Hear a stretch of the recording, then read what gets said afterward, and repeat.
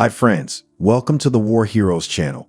Today, we will talk about the memoirs of Friedrich Paulus' adjutant, Wilhelm. He fought with Paulus until he was captured in 1943. Let's try together to understand the reasons for the defeat of Paulus' army in Stalingrad. How could the situation be handled? Paulus requested permission from the Army High Command to abandon Stalingrad and break through to the southwest with the army, and so to avoid the threatened encirclement. Army Group B supported this request at Front headquarters. In waiting for the reply, minutes seemed like hours, hours like eternity. Meanwhile, our troops were fighting a desperate battle without being able to stop the enemy. Some of the rear service units had fled in wild panic to the east as the tanks with the five-pointed stars approached. The commanders of the 6th Army and Army Group B waited obediently for the Supreme Commander's decision. The longed-for decision finally arrived that evening. The breakout was refused. Stalingrad was to be held. That was what Hitler and the Army High Command wanted. Paulus, Schmidt, and all of those who, because of our military appointments, knew the catastrophic situation the 6th Army was in, were bitterly disappointed, but all obeyed. That night, Major General Schmidt briefed all section heads on the latest developments. More messages full of alarming news. It had meanwhile been established that the Romanian 3rd Army had been completely smashed. The gap in our left flank had become larger. The 11th Corps and the 14th Panzer Division were bleeding to death in defensive fighting. Rear service units of all possible kinds were fleeing from the Soviet armored spearheads. How long would it last before the enemy stood near Golubinskaya? These questions and the acute danger posed to Army headquarters made its move a matter of the utmost urgency. The Army headquarters was no longer secure in Golubinskaya. Therefore, Schmidt ordered, with Paulus' agreement, a change of position for the 21st November. Until dawn, the bundles of sealed items and dispensable files flamed in the fire. Even then, the Red Army allowed us no rest. Suddenly, several Army staff trucks raced into the village. They were to drive on the Don High Road via Chur Station to Bishenscherskaya. Apparently, they were only a few kilometers from Golubinskaya when they ran into enemy troops. We were completely surprised, but this report seemed to us a fantasy. The Colonel Elchlep said, in their fear, they saw ghosts. There were no ghosts. A motorized scout troop under the command of an officer immediately sent off by Schmidt clarified the situation. With their lights off and muffled engines, the few jeeps and motorcyclists moved slowly southwards. Not an hour had passed before they returned, the scouts reporting that the red tanks were just 20 kilometers south of Golubinskaya and standing on the Don High Road. The shortest way to the new headquarters location in Bishenscherskaya was also blocked. With mixed feelings, we reinforced the guards. A few anti-tank guns took up positions on the Don High Road. Even nature seemed to have turned against us. On the night of the 21st November, the temperature sank to -20 degrees. The blanket of snow that had fallen the previous day was stiff with ice. The connecting road from Golubinskaya to the railway track on the Don Heights was mirror smooth. I was apprehensive at the thought of our heavy vehicles having to climb up this steep slope, but we had not got that far. Paulus had decided to set up a forward army command post between the Don and the Volga in order to conduct a secure and friction-free command. For its location, he chose a point west of Gumrek, near the railway station.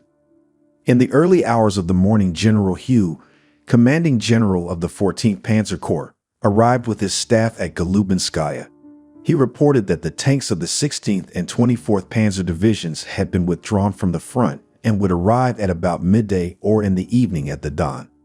This news filled us all with confidence. Hugh enjoyed great esteem among the staff for having broken through the enemy front from the Don to the Volga with his 16th Panzer Division back in August. Naturally, I knew that the tanks had suffered considerable casualties in the city, but almost like a drowning person grasping at straws, I pinned all my hopes on Hugh. Paulus described to the general the situation on the west bank of the Don. Then he assigned him his task of attacking the enemy thrusting south with the 14th, 16th, and 24th Panzer Divisions. This would release the 6th Army from the threat to its rear. The staff of the 14th Panzer Corps took over our headquarters in Golubinskaya. The wireless net was not dismantled, so that Hube had contact with all the corps and divisional staffs as well as the new army headquarters. Towards noon on the 21st November, I escorted Paulus and Schmidt to the airstrip in Golubinskaya. There stood only the two storks that the generals and their personal orderly officers would fly into the new headquarters. The other aircraft belonging to the Army's courier service had already moved to Nishinchurskaya that morning. As Paulus shook my hand upon leaving, he said to me, "Start moving out straight away. You must cross the Don near Perepony and drive south along the east bank. We will see each other again at the latest early tomorrow morning in Nishinchurskaya."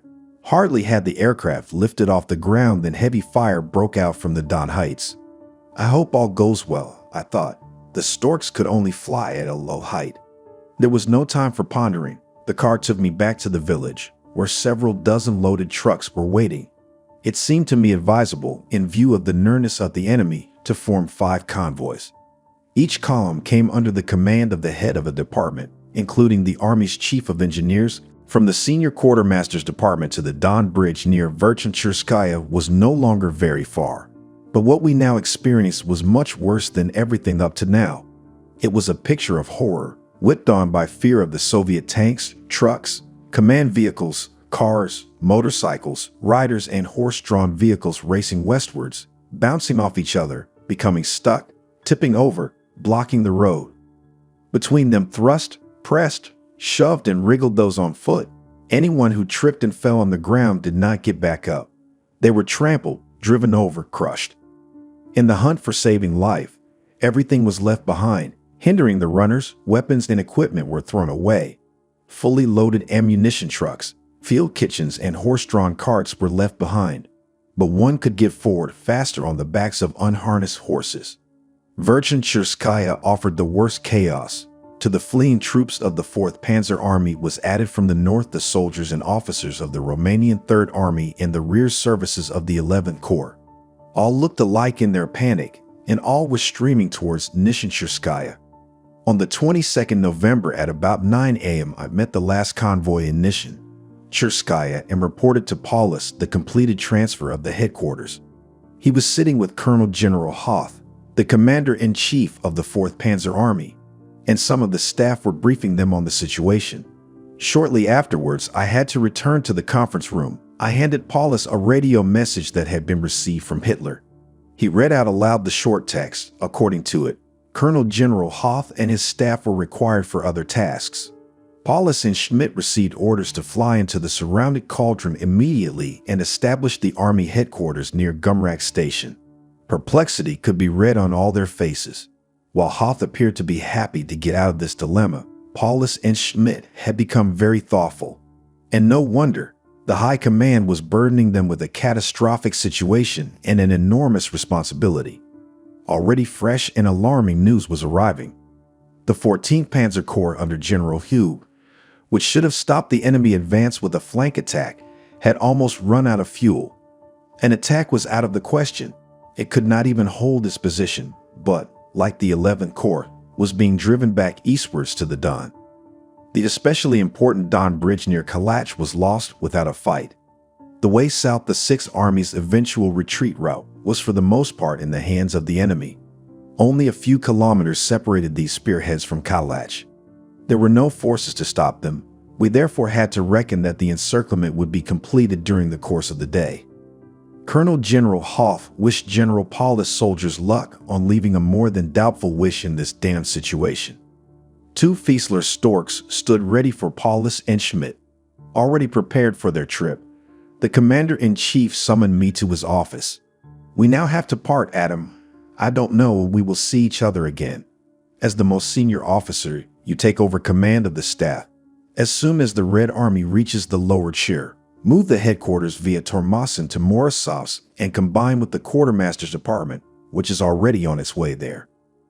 The cars had driven forward. I escorted Paulus and Schmidt to the airstrip that had been established on edge of the town. Hardly a word was exchanged, a last handshake, then they both climbed aboard. The propellers began to turn, soon running at full speed. The machines rolled forward, lifted up from the ground, turned to the east, flew over the Don, and quickly disappeared behind the wooded bank opposite. Driving the 5 or 6 kilometers back to my quarters took over an hour. The car stood still more than it advanced.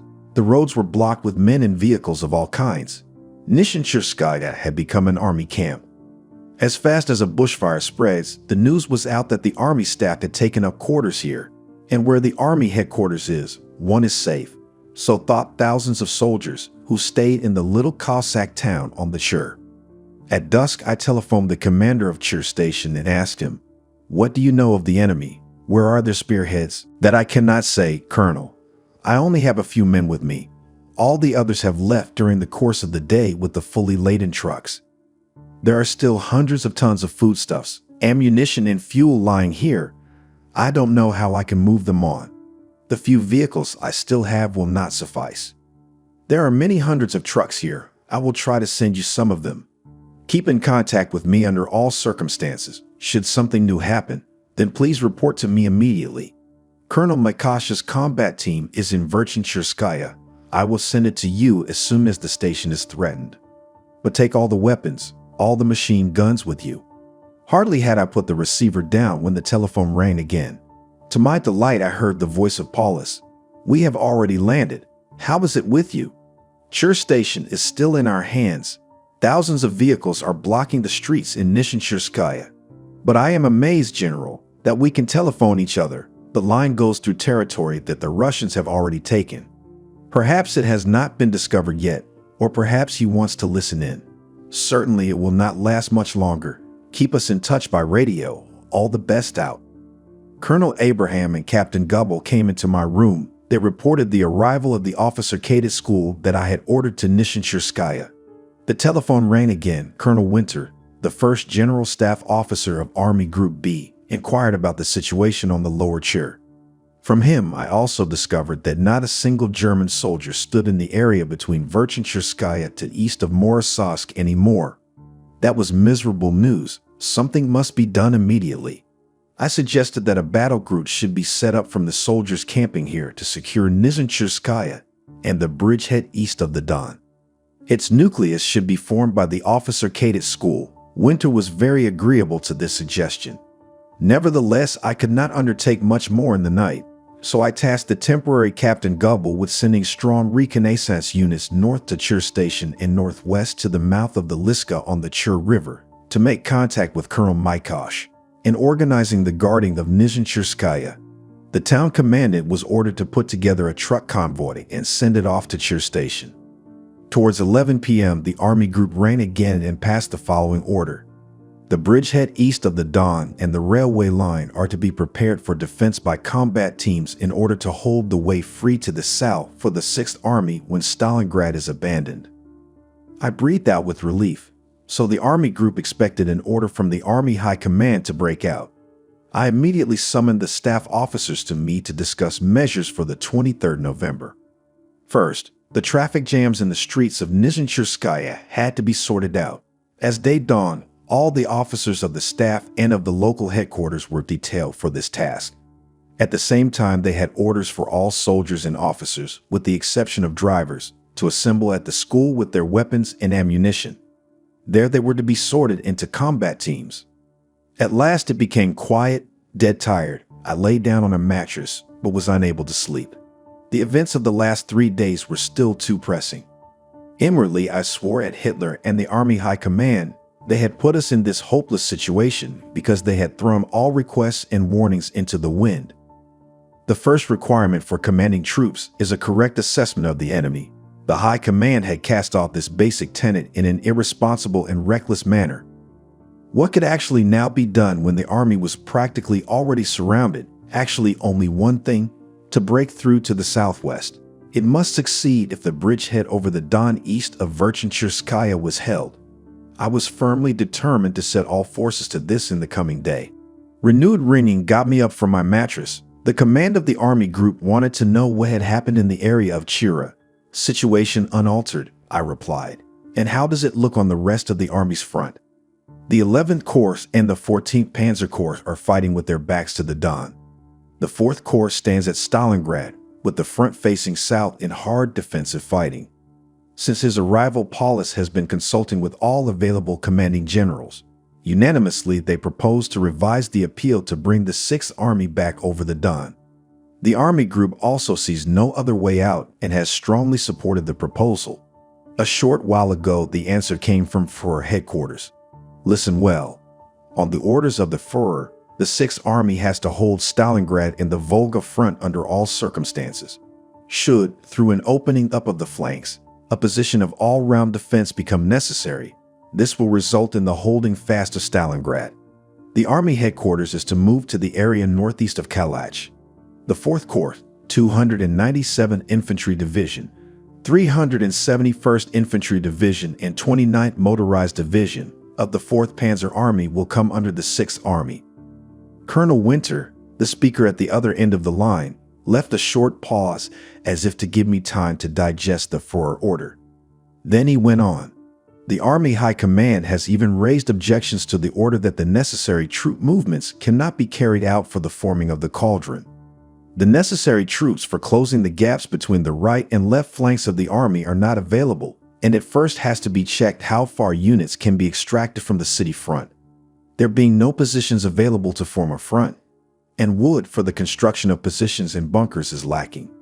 This order to a whole army is nonsense, I said. What happens then to our divisions still fighting west of the Don? According to Hitler's order, they should be led over the Don to the east, said Winter. But in spite of the Army High Command's attitude, Adam, see to securing the bridgehead and the Chur front.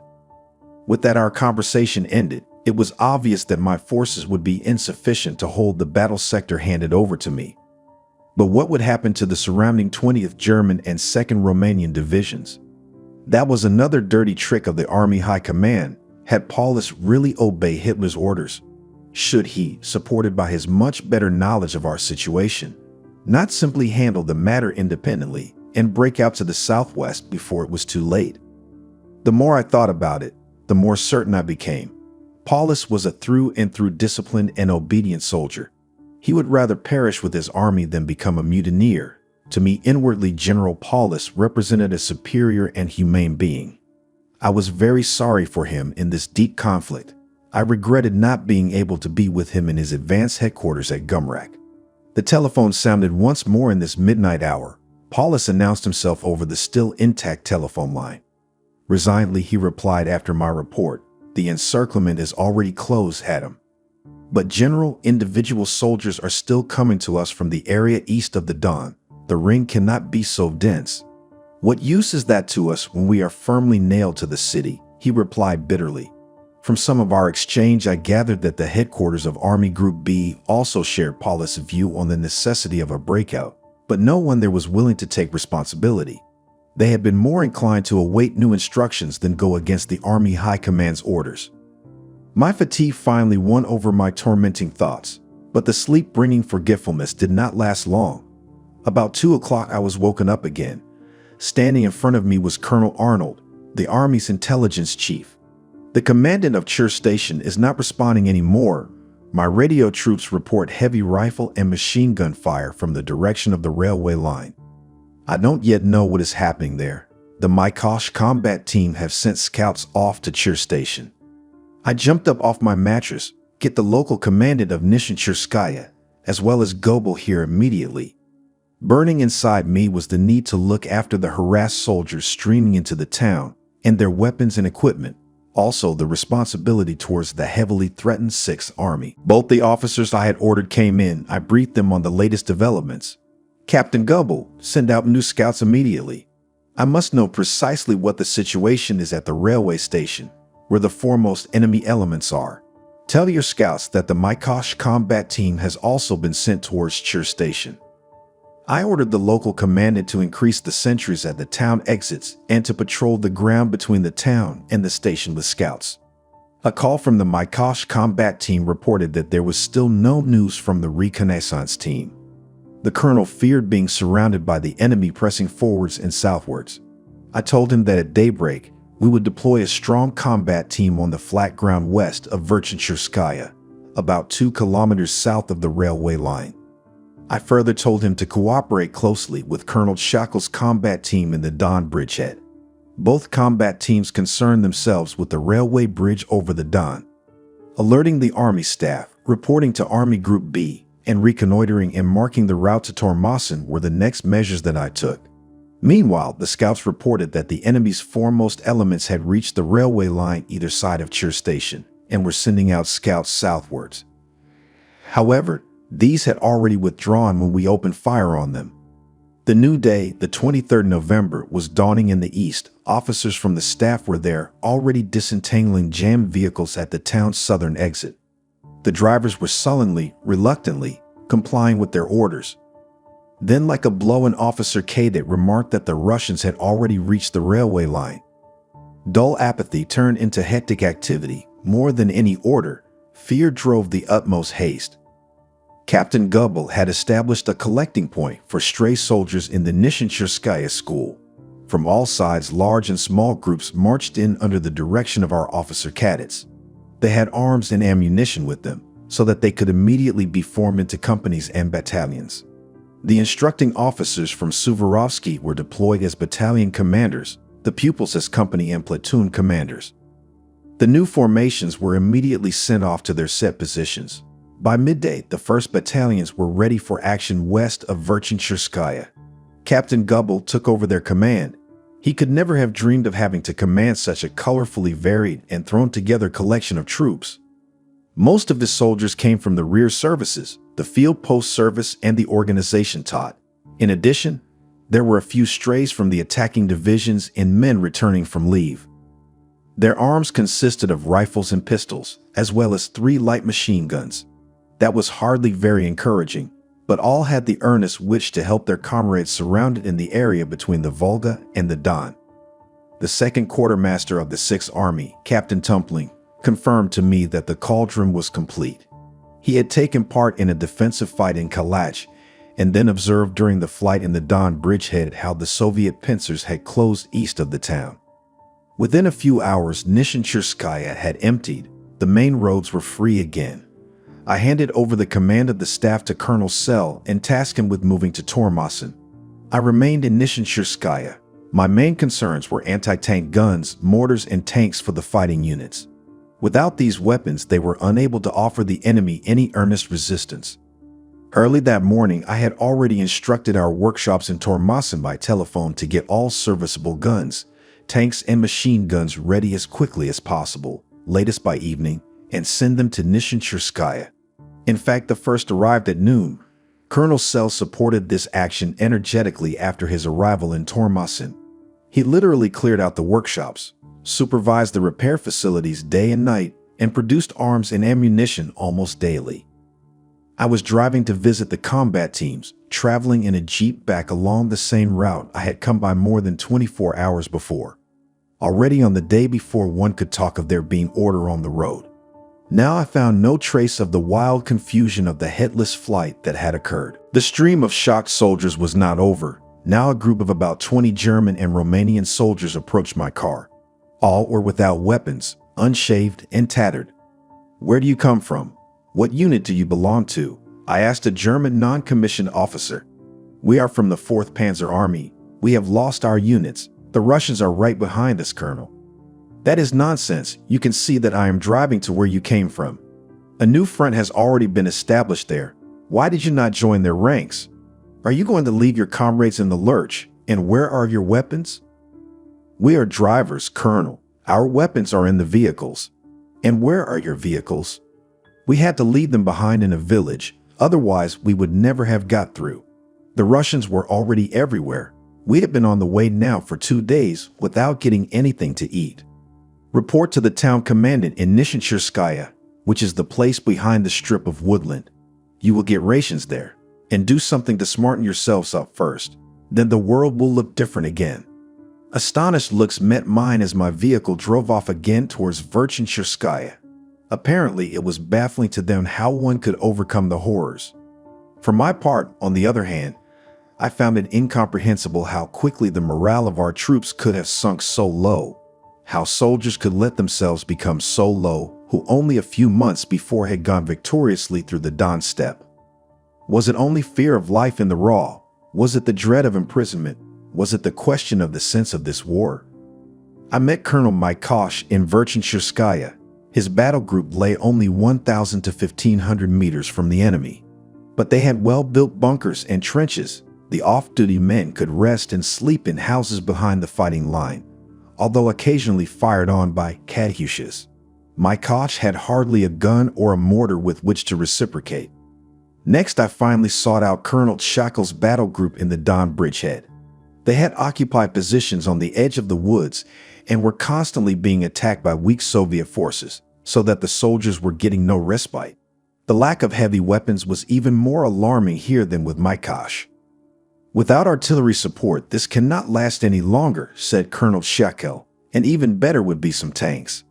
The workshops in Tormasin will send all serviceable heavy weapons with ammunition to Nishincherskaya. Tomorrow, I hope to be able to help you a bit. I assured him and made a few remarks about the defensive measures encountered earlier on. Then I drove on to the newly established battle group Gubble, dug in accordance with orders, west of Verchincherskaya, about 2 kilometers south of the railway line. Captain Gubble had only one field kitchen for about 1,500 men. This was far from adequate, but there were several field kitchens on the road back. I authorized Gubble to take all that he might need of the vehicles, equipment, ammunition, and weapons. The situation was tricky on his left flank. His scouts have reported not encountering any German troops for far and wide. The enemy has only to advance along any road to the Chur, and we will be sitting in a mousetrap, Colonel. Immediately upon my return, I will call upon the army group for support. You will then get immediate support from me. Have you telephone contact with Nishincherskaya? All in order, Colonel. I spoke with the switchboard an hour ago. I drove back somewhat calmly. Our situation without heavy weapons was naturally scary. But if the enemy would only leave us in peace for a few days, we could strengthen the front. To this end, it occurred to me to give the battle groups the joint command. This would increase their punch should there be a Soviet attack. I decided to speak to an army group that same day. During my absence, one of our training officers from Suvorovsky had organized 3 further companies out of stragglers. These I immediately sent off under his command. In connection with the Gobel battle group, they secured the roads running along either side of the Chur. Another danger point had been reinforced. This relieved my concerns somewhat. I also provided another welcome addition to the front. The town commandant reported that on the 22nd November, a complete bakery company and a butcher platoon had arrived in Nishincherskaya. They had escaped from the enemy tanks, a situation they should not celebrate too soon. Now I incorporated them into my battle groups. Time for yet another talk with Army Group B. The connection succeeded after a few minutes. Colonel Winter was on the telephone. I reported to him the insertion of 18 companies west of Verchincherskaya and the other measures I had taken. The enemy has not crossed the railway line to the south. I visited several battle groups today. Of considerable concern to us is that we have hardly any heavy weapons. I can tell you too that it is troublesome that the 3 battle groups have no united command. I suggest that you attach them to a divisional battle group. Agreed. Who should take over these battle groups? I still have Colonel Abraham of the 76th Infantry Division with me.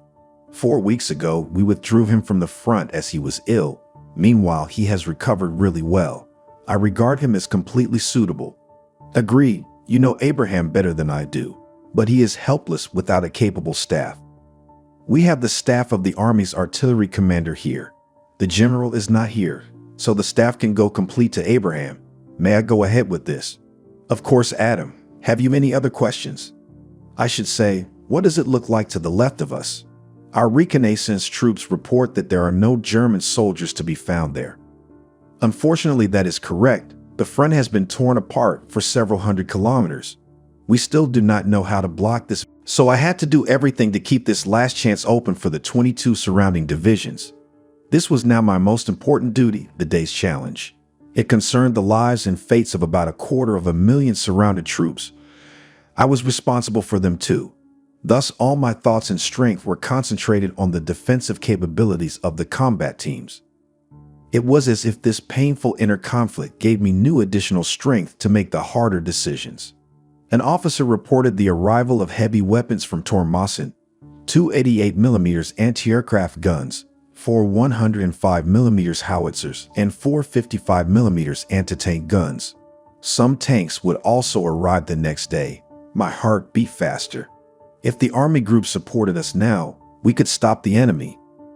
During the night of the 24th November, Captain Goebel reported lively Soviet scout activity.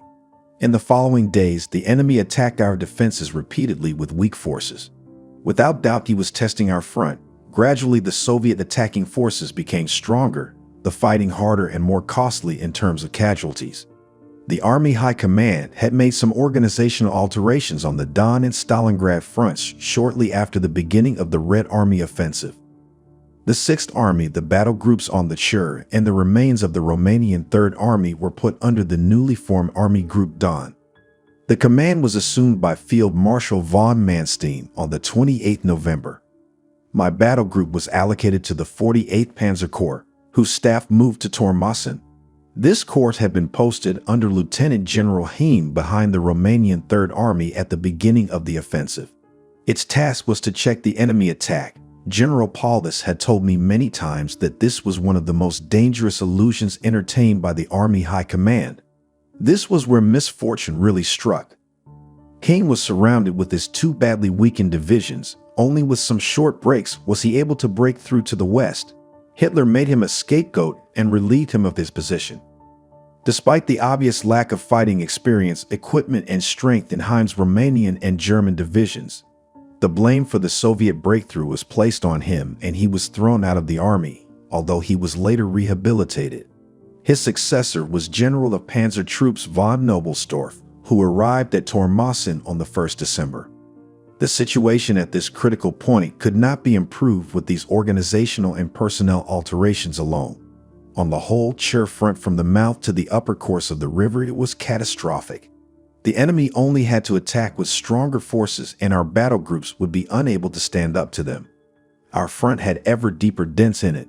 We urgently needed reinforcement. In the first days of December, the 336th Infantry Division took up position next to my battle groups. In addition to this, several companies of a Luftwaffe field division were attached. They were extremely well armed and equipped, especially with what our soldiers needed most, winter clothing.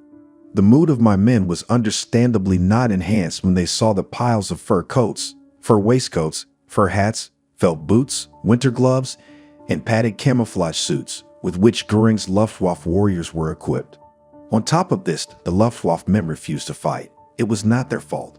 Their officers kept their noses in the air, but had no idea about fighting as infantry. At this time, General von Knobelsdorff visited me in Nishincherskaya. He confirmed what I had already heard. The new 4th Panzer Army under Colonel General Hoff was standing ready in the area of Kotelnikovsky east of the Don. In the next few days, it would break through the enclosing forces and roll forward on a wider front. At the same time, an army detachment under General of Infantry Hollet would thrust from the area west of the Upper Chur into the flank of the enemy attacking south. The 48th Panzer Corps under General of Panzer Troops von Knobelsdorff had to lead the attack out of the bridgehead east of Nishincherskaya with the newly met 11th Panzer Division and some still expected units. The commanding general inquired about conditions in the Don bridgehead and our knowledge of the enemy situation. The appearance of German tanks in our immediate vicinity gave the soldiers and officers considerable impetus. They had endured days of bloody, casualty, expensive fighting under the worst of conditions against a strong, bitter, and bravely fighting enemy. Many of my men had friends and relations in the cauldron. They regarded it as a point of honor to make a contribution to their release. But all of them were extraordinarily worn out, physically and emotionally very exhausted. This was not insignificant in how they reacted to the gradual realization of the stubbornness with which Hitler and the Army High Command responded to all rational proposals to break out of the encirclement. I went to the foremost positions every day. I was often asked, why must we hold these positions if the army has to remain in the cauldron? Often I spoke with an old soldier who had taken part in the last year of the First World War. One day he said to me, "Colonel, I don't understand what we really want here on the Don and Volga. When I think that I can be killed today or tomorrow, my wife and my children will not know what I was fighting for. And in all honesty, I don't know either." It was immediately clear to me that an earnest question had been touched on here. If this mood took a wider hold, we would disarm ourselves. So I had to counter it. I tried with the words. Think about our surrounded comrades. If we don't hold the bridgehead, if we abandon the defense of the Chur line, our front line will fall back many kilometers. That is as good as not thinking about establishing the connection to the surrounded troops. We remain here now for the sake of our 330,000 comrades. My opposite number was silent. Therefore, I went on after a short pause. I don't know what our high command intends, but it's clear enough that we mustn't throw our flints into the corn. We must do our duty as soldiers. Inwardly, I was not comfortable with my reply. It did not hit the core of the question that the soldier had thrown at me. Why actually were we standing here on the Don and the Chur? Why did we want to take Stalingrad? To what purpose was it that here and in the cauldron hundreds, thousands were killed or wounded, hungry and frozen? The basic, decisive answer I had tried to find with my words, but they were not enough. They were not overpowering, led to no consequences. Tradition, doing one's duty and sympathy for one's surrounding comrades prevailed over the voice of reason. In addition came the intensive preparations for attack by our immediate neighbor. They gave hope, uplift. Perhaps the whole misery will have passed in 14 days. After every December comes May again, said a soldier's song that no one among us sang anymore, though it was broadcast almost daily. We all longed for the day when the relief army would set off. May under these circumstances was a long way off. We first experienced literally the arrival of December and what came afterwards. Once the 336th Infantry Division had occupied positions on our left, but strong Soviet armor units stormed their sector and the division was pushed back. Thus our left flank was threatened. The 11th Panzer Division restored the old situation, but meanwhile things flared up elsewhere. Here too the 11th Panzer Division had to put out the fires. It immediately became the front's fire brigade, which had to be everywhere where the thin line of defense threatened to be torn apart by the enemy attacks. In these day and night engagements it too was hard hit. We hardly saw its tanks in our sector anymore, although we urgently needed tank support in the increasingly stronger attacks. The situation was not good at the Don bridgehead. It was being ever more reduced so that an evacuation was becoming imminent. This all hit our morale hard. Even though a few days earlier we had been given fresh impetus by our tanks, now our spirits sank even deeper than before. It became normal for soldiers to leave their positions without permission. All sat in fear of imprisonment and a bullet in the back of the neck. Even officers had the desire to get out of this mess as soon as possible. Meanwhile, the telephone connection with the cauldron had been broken. Consequently, there was constant radio communication. Major General Schmidt requested officers and clerks from the staff. They flew from Morozovsk to the cauldron in supply aircraft. One radio message from the Chief of Staff read, "The commander of the Army Signals Regiment, Colonel Schrader, is to fly in immediately. He has to take over the duties of the sick Army Signals officer." As our staff had moved meanwhile from Tormosin to Morozovsk, I gave the radio message to the Army's senior quartermaster to pass on. Only an hour later, the radio announced that Colonel Schrader had reported sick. That was the third time in 14 days that a senior officer of the 6th Army had become a coward. The Chief of Staff, Major General Schmidt, ordered a court-martial for Colonel Schrader. I have never discovered what the outcome was. Another radio message came to Nishincherskaya from the cauldron. It concerned me personally. General Paulus wanted me to fly in urgently. It was quite clear that I must go as soon as possible. I asked Army Group Don by telephone for my relief, but this was turned down at first. Only when the Army Commander-in-Chief had given the reason why I was so urgently required in Gumrak was it agreed. The condition was that a divisional commander in the cauldron who had become free was available as a replacement. The Army High Command was agreeable to this. With a heavy heart, I said goodbye to my battle group. I had come to know the officers and soldiers in the 2 weeks of combined leadership of the fighting, and I had won their confidence. Would they understand me, giving up the command when the situation at the mouth of the Chur was coming ever more to a head with wide-ranging decisions involved? Captain Gubble assured me that they were all reluctant to lose me, but none raised the idea that I was leaving the combat group in the lurch in a difficult situation. Certainly, I was not leaving personal security behind, especially with an uncertain future in the cauldron. I myself was completely clear about the uncertainty. Possibly there was no escape from the iron ring between the Don and the Volga. On the 10th December, Lieutenant General Freiherr von Gablens, commander of the 384th Infantry Division, entered Nishincherskaya with his headquarters staff. We knew each other well. Gablens was a friend of Paulus's and had often visited us at Army headquarters. He said, "I have to greet you on behalf of General Paulus. He thanks you for arranging things on the Chur. But now the 6th Army needs its first adjutant back, which is why I am relieving you, Adam." "That is excellent, but what has become of your division, General?" "Right. You don't know everything that has happened in the cauldron since the 22nd November. I hardly know where I should begin. On the 23rd November, we were so hard-pressed by the enemy that the army decided to send the 14th Panzer Corps and the 11th Corps to the east over the Don to get them away from the destruction. My division received orders to form a bridgehead west of the Don to secure the crossings near Perepolny and Akimovsky.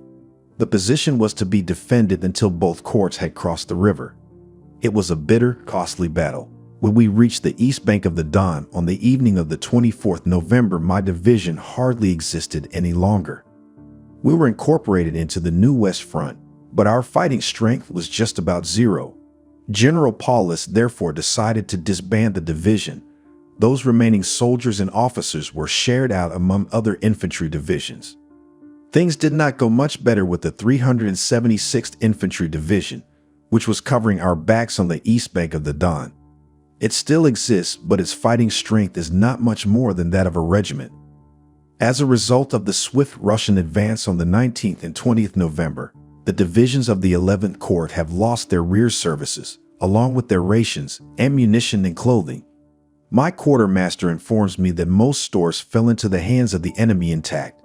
Even the few deliveries of winter clothing that had arrived by then could not be issued in time. The rations in the cauldron have been handed out, but I won't tell you the worst. You will soon find out for yourself. Apart from the 384th, were any other divisions disbanded, General?" "Yes, the 94th Infantry Division was wiped out while clearing its former position. The 79th Infantry Division has had such severe losses that it will probably be disbanded in the next few days, as Paulus told me. The commander of the 94th Infantry Division is to fly out and collect those men of the 6th Army returning from leave." The handover of the battle groups went quickly and smoothly. Once I had given a summary of the situation and condition of the troops, we drove to the individual commanders. I used this opportunity to say farewell and thank them for their preparedness for action. The next day, a jeep took me to the quartermaster department of the 6th Army at Morozovsk. Here too were the headquarters of the Romanian 3rd Army, which had been supporting my battle group during the last days. As I reported my departure, Colonel General Dumitrescu invited me to lunch. There I met the Romanian and the German Chief of Staff, Colonel Wenck. From him I learned that the whole front north of Morozovsk was on the move.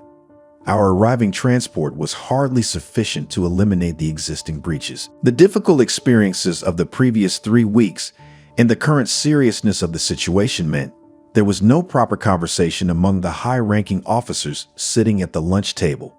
Now and then there were a few words between people sitting next to each other. Otherwise, there was an oppressive silence. Unspoken questions hovered in the room. What alarming news will the next hours bring? How long will we be in Morozovsk? When will the Hallett replacement army be formed? After the meal, I went back to the quartermaster department. I hoped to be able to talk to some of my old comrades and fellow workers before my flight into the cauldron. Unfortunately, I did not meet my friend Colonel Sell. He had taken over a combat team at Chur, near Surovikino. The few present seemed to pity me, which annoyed me. Naturally, it was no pleasure to fly into the cauldron, but in a difficult situation, every officer belonged to his unit, which for me was the surrounded 6th Army. Late in the afternoon, I met our quartermaster, Colonel Botter. A few days earlier, Paulus had sent him out of the cauldron so that he could conduct a better and more continuous resupply for the army. The colonel handed me a telegram from Major General Schmidt in which he requested that 3 regimental commanders be flown in. That seemed a bit odd to me, hadn't Lieutenant General von Gablens said that 2 infantry divisions had been disbanded.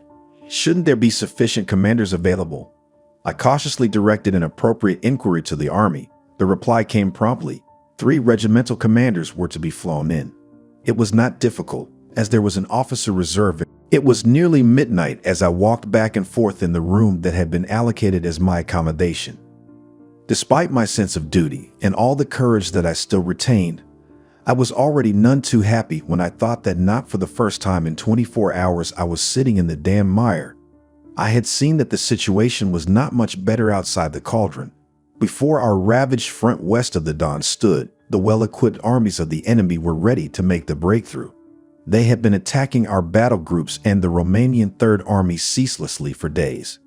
I could also not believe that the advance of our new army, under General Hoth near Kotelnikovsky, would remain concealed from the Soviet High Command. Certainly strong defensive forces had gathered on the Kalmyk steppe between the Don and the Volga. And our front on the lower Chir, how long would it hold? The 11th Panzer Division and the 336th Infantry Division had been badly hit and had their hands full repulsing the enemy. No support could be expected from them in the relief attack by Hoth's army. But what use was this brooding? Next morning, I would finally meet Hoth's tanks. A big convoy with supplies for the 6th Army would follow them. Before lying down to sleep, I called the Morozovsk airstrip. The commandant himself came on the line. Tell me exactly what time I am flying tomorrow. The first 3 machines are starting at 4 a.m., with you are flying 2 of the requested regimental commanders. You yourself follow in one of the next 3 machines, which apparently will be taking off at 8 a.m. The situation could force us to change the schedule at short notice. Therefore, it would be useful if you could be here already at 7 a.m. I promised to be punctual. That was how the decision about these old officers was made. Uselessly, they sat with the 8th Corps and were finally sent to the slaughter with thousands of others in the cauldron. The airmen had not yet completed this sentence when the call for help came. Medic, medic. Are there doctors nearby? I asked concernedly. There are some roomy medical tents on the edge of the field. All badly wounded are brought here on the orders of the army to be flown out by the supply machines. The army doctor, Dr. General Professor Dar Rinaldi, is stationed here. He is responsible for the loading of the wounded. In fact, he is almost powerless, as so many lightly wounded come here. They hide themselves in unused trenches and bunkers and are the first on the spot, and ruthlessly drag the badly wounded away. Some manage to smuggle themselves aboard despite the controls. We often have to empty the aircraft again to find room for the badly wounded. The paintbrush of a Holland Bruegel or the eloquence of a Dantet would be necessary to illustrate the cruel scenes that I have experienced here in the last 10 days. We went up out of the shelter. Our 3 Heinkel 111s had already started up for the return flight. Meanwhile, it had become clear to me why the pilots were in so much of a hurry to leave Potomac again. Destruction and death lurked in the air. Coming to meet me were 2 older officers. It appeared that they were the regimental commanders who had left Morozovsk at 4 a.m. and had been awaiting my arrival in a bunker. Talking to them, I discovered that they were former E officers, officers who in peacetime worked in local district headquarters or on the staff of higher staff. They had asked the army staff about their role, but no one could tell them where they had to report. I telephoned Schmidt, who had ordered their flight. He referred me to the adjutant of the 8th Corps, from whom the request had come. But the latter told me in reply to my call that all posts were taken in the 8th Corps. He had never requested any such replacements. This was a strong blow, letting old commanders be flown into this precarious situation unnecessarily. What should I do? They could only fly out again on Schmidt's orders. I was not authorized to give such a solution, but I wanted to get Paulus to approve the flight. I therefore invited these 2 gentlemen to await a further decision at the airport. A car took me to the headquarters near Gumrak Station. Already 4 weeks previously, I had driven along this road. Then supply vehicles were rolling day and night to Stalingrad. Signs gave clear directions. Military police regulated the traffic. Now the same road had a completely different aspect. Hollow-cheeked figures with heads wrapped in blood-soaked bandages and feet bound in cloths tottered along. The road signs had long since been burned. The military police had vanished. Now shot-up vehicles and discarded helmets, gas masks, and weapons marked the road from Potomac to Stalingrad. Ghostly skeletons of fallen horses protruded from their thin covering of snow, showing where hungry soldiers had hacked the flesh off them with hatchets. A hectic, hyper-nervous atmosphere reigned at Army headquarters. I wanted first to arrange the flight out for the regimental commanders and so went to Schmidt. He categorically refused. In this situation, we cannot let any officer fly out unless he is severely wounded, he countered. I had made a tactical mistake that was almost impossible to correct. General Paulus would certainly have approved my proposal. From experience, however, I knew he would never countermand a decision made by Schmidt. Nevertheless, I decided, after a short reflection, to see the commander-in-chief and ask about the return flight of the regimental commanders. I reported to Paulus and made my request. Who asked for these officers? In Morozov's Colonel Botter gave me a radio message signed by Schmidt General. All corps adjutants have confirmed that they have not asked for any regimental commanders. I have been unable to establish in my short time here who made this nonsense. Then Schmidt should give the order to have them flown out of the cauldron. That is why I went straight to him. Nevertheless, Schmidt refused. I don't regard this as being correct. Holt's relief army has set off today. Let us wait until contact has been made with us. Then we will place all 3 men back in the commander reserve. Until then, they will be placed at the disposal of the 8th Corps. The weather on the 12th December was frosty and dawn had yet to break when I arrived at the airstrip. The commandant was restlessly awaiting the return of the aircraft that had taken off at 4 a.m. Then at last, when it had become light, one of them landed. Where were the other 2? The pilot reported that the 3 aircraft had encountered hefty flak shortly after leaving the cauldron. Apparently, the 2 missing Junkers 52s had been shot down. This was no good omen for me, nor for the 3 regimental commanders who were supposed to fly with me. But after shaking hands with the commandant, we hurried to the 3 waiting Heinkel 111s. We climbed into 2 different machines. Clambering over sacks and boxes of foodstuffs, I wriggled into the seat behind the pilots next to the radio operator. Immediately after taking off, the aircraft climbed steeply into the sky. The altimeter soon showed 4,000 meters, then we began to fly east. We crossed the Don far to the south of Nizhny. Under us, the sunshine glistened on the Kalmyk steppe. Above us smiled the cloud-free blue sky. I recalled my first flight, which took me to Vinnytsia in the summer, also in the finest weather. Then too I scanned the sky with my eyes peeled for Soviet fighters, but then there had been German fighters in the sky. Now there was no fighter protection and the sky was open to the Soviet Yaks plane. What should I do if enemy fighters attack? I asked the pilot in front of me. He laughed. Stay sitting quietly, Colonel. We'll do everything ourselves, he shouted back over the sound of the engines. The youngster annoyed me a little, for I had no parachute. And if we get hit, I shouted forwards. Then we are wiped out, he answered at the same volume, but with the greatest calm, as if he was dealing with the most natural thing in the world. He pointed downwards. There is the Red Army position. I recognized vehicles in the settlement, tanks, Colonel. Like a tour guide, he explained everything that appeared in our view. Puffs of cloud, once near, once further off, once over us, once under us, showed that the flak had opened fire. But my guide was not disturbed by his loud presentation. Was he trying to help me to overcome my uneasy feeling, or even more my anxiety? I wondered about this young officer who had to fly this death-surrounded stretch several times a day. He turned to me with a smiling face. We have made it, Colonel. Down there is Potomac. I really felt relieved. Helplessly watching the enemy's shells without being able to avoid them was an unpleasant feeling. The machine glided down, crossing over the airstrip several times. This way I got the first impression of what was happening here. The place was overflowing with crashed aircraft and destroyed vehicles. There a Condor, here a Focke-Wulf. Among the wrecks were several Junkers 52s and Heinkel 111s, the work of the Red bombers and fighters. The 2 other aircraft kept close to us. My pilot, who had been the quietest on the way, pressed for haste. The supply items were quickly unloaded. Then came the return freight. Wounded men crawling out of holes in the earth, creeping and hobbling or carried on stretchers.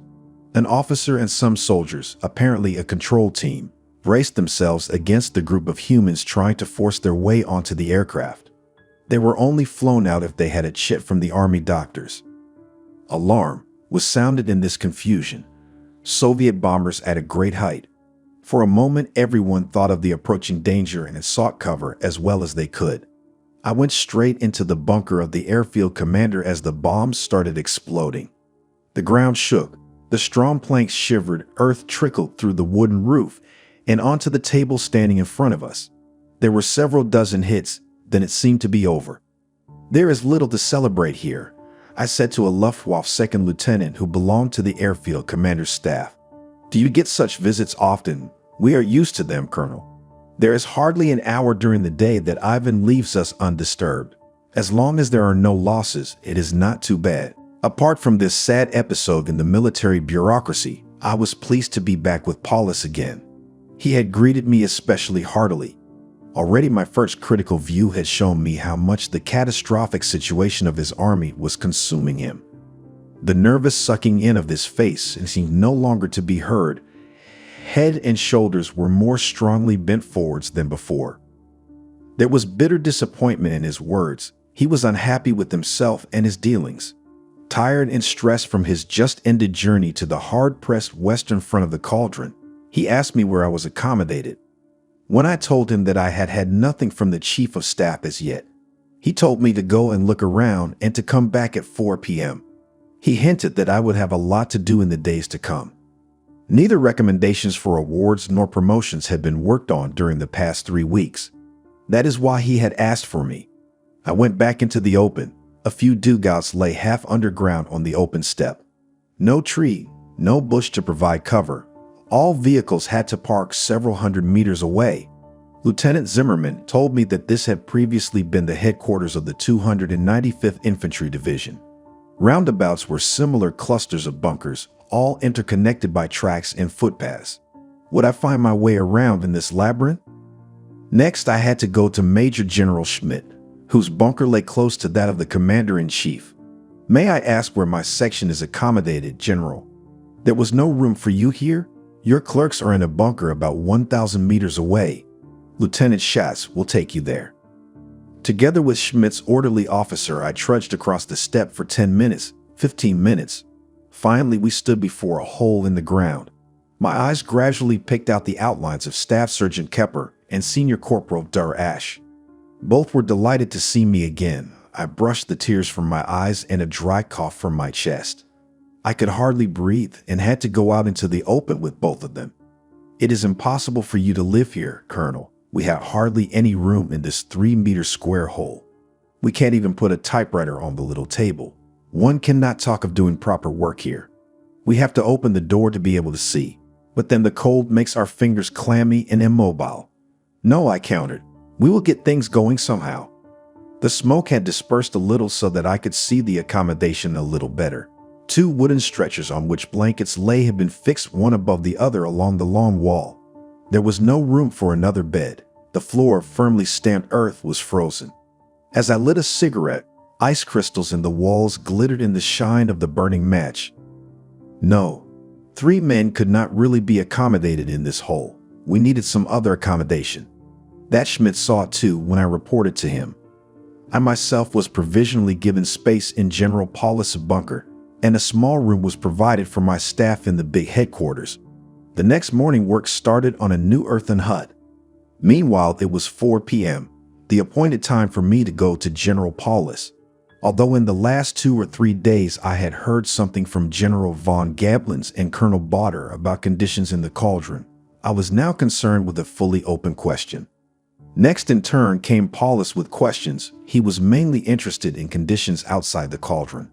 "How goes it then on the lower Chur and north of Morisovsk? What was your battle group's task, Adam?" I reported fully on the development from the 22nd November to the 10th December, finishing with the following hint.